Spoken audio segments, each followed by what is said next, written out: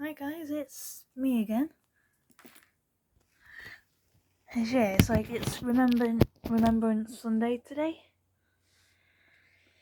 And yeah, to remember all the fallen people. As a have a feeling there's a thing on the 11th of November as well in 3 days on Wednesday, I believe it is. And yeah, that one's a bit more on like the truce at the end of World War One, which pretty much finished the fighting during World War One. Obviously, it would take until like mid 1919 to actually get the Treaty of Versailles actually completed and all that. But it's a bit like, yeah.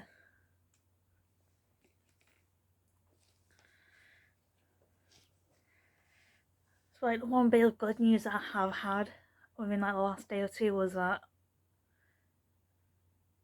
Trump was voted out of the White House. Like so happy about it. But yeah, it's like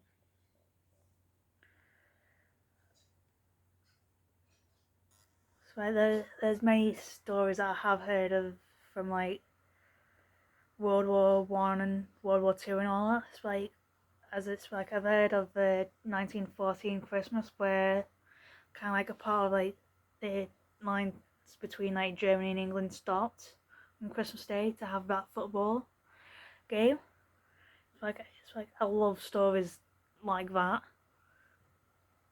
And yeah, it's like and then more like obscure story from World War Two. It's like of Noor Inayat Khan. She was an Indian woman who fought for like the was a radio operator in occupied France, like working for the British. But was sadly died during the war. It is like I'll get a thing up so I can actually say a bit more about her. As it's like I first saw her in like a book, like growing up and all that. She had like a couple of paragraphs and all that. But it's like she deserves like a lot more for what she has done. She worked in Nazi-occupied France as a special operative for the Special Operations Executive or SOE, but she was arrested and executed by the Gestapo. And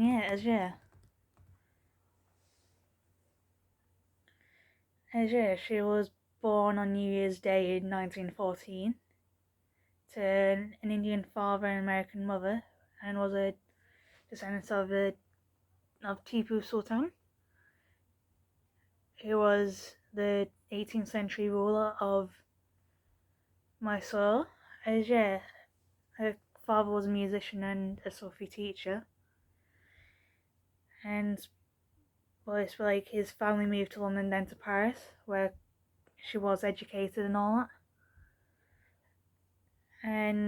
But when France fell to the Nazis and all that, she was able to escape to London and all that, and join the WAAF, which was the Women's Auxiliary Air Force. No idea what's going on.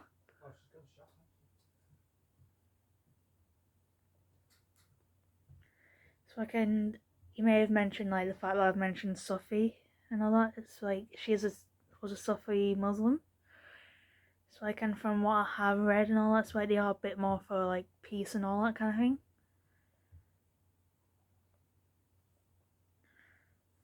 So it's like it probably would take a lot to kind of like go against all that.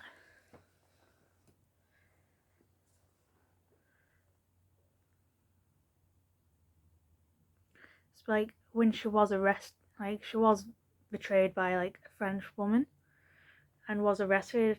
She did try to escape,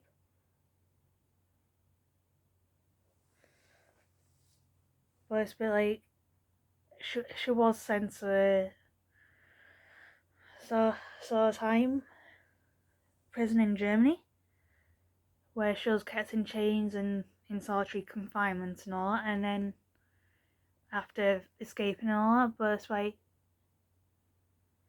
and despite the torture and all that, she didn't exactly reveal anything else. And in 1944, she and 3 others were transferred to Dachau concentration camp on the 13th of September, where on the 13th of September they were shot.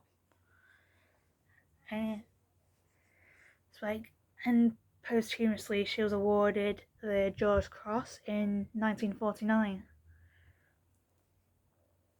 And it's like I didn't exactly find out about her till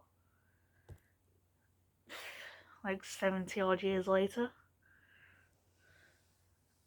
like 60 odd years later.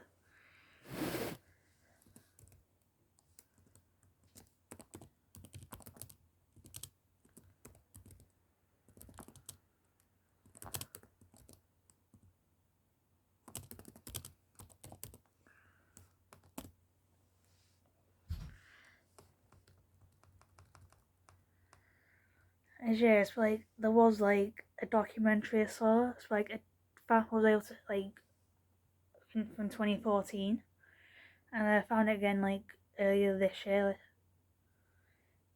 and all that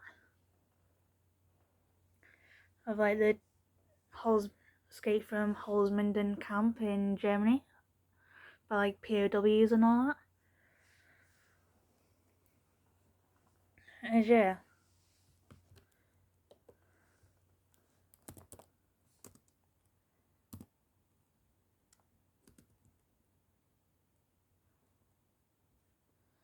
And yeah, it's like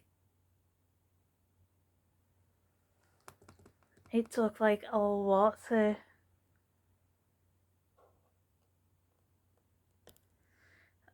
yeah, it's like it's like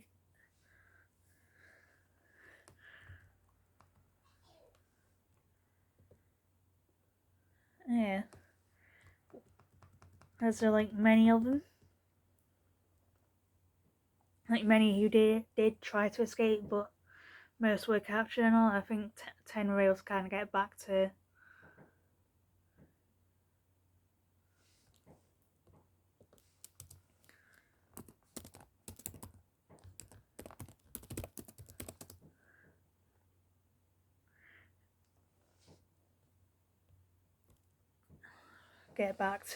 like England and all that. As yeah, it's like they were able to kind of like get to the neutral Netherlands and then go from there they were able to get to the UK and all that. As yeah, the documentary is called The First Great Escape. As yeah, it's like it was put on like Channel 5.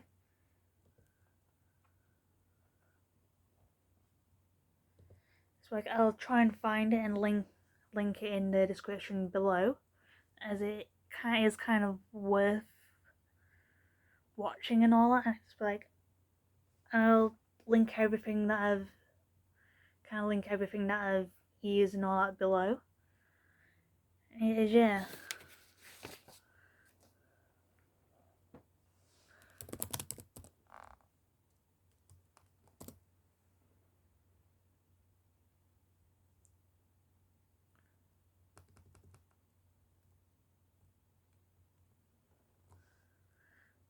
It's like I also have kind of like a bit something of an interest in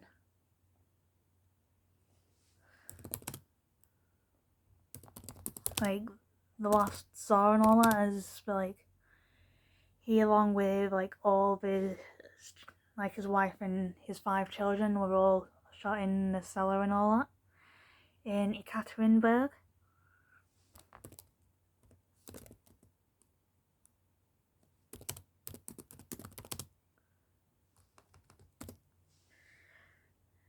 Yeah.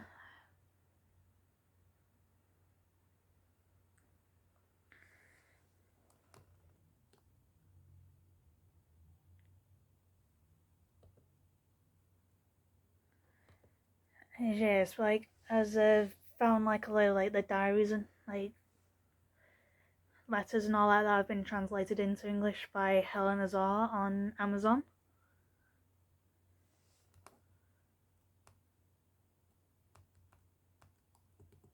Yes, but like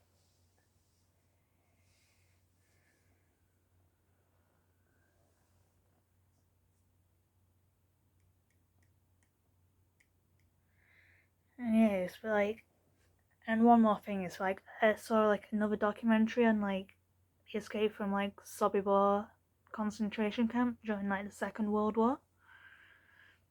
Also a documentary on like National Geographic and all that. So like I'll try and find that as well and link it below as well. So yes, but like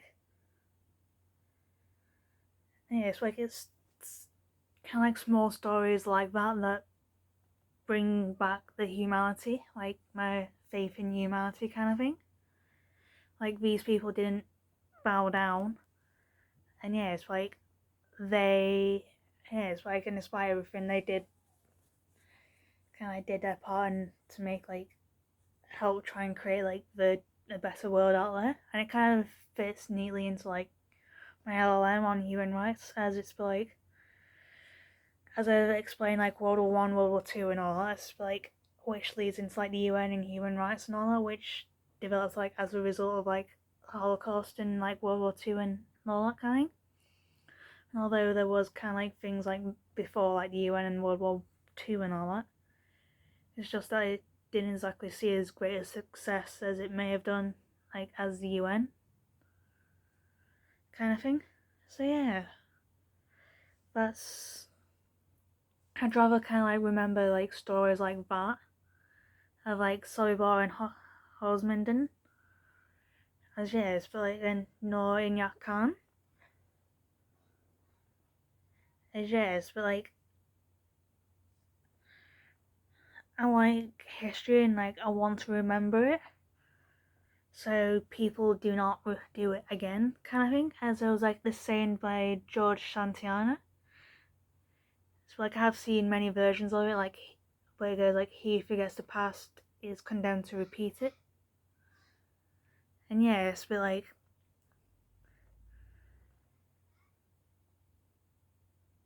it's ever true today. It's like with like the presidential results from like the presidential election and all that. So like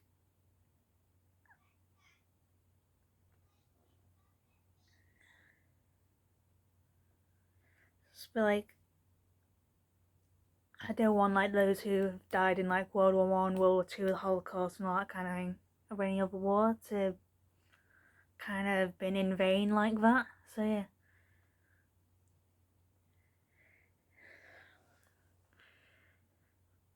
But like you can forgive, but you can never really forget what has happened. So yeah, bye for now, and I hope you have a good day.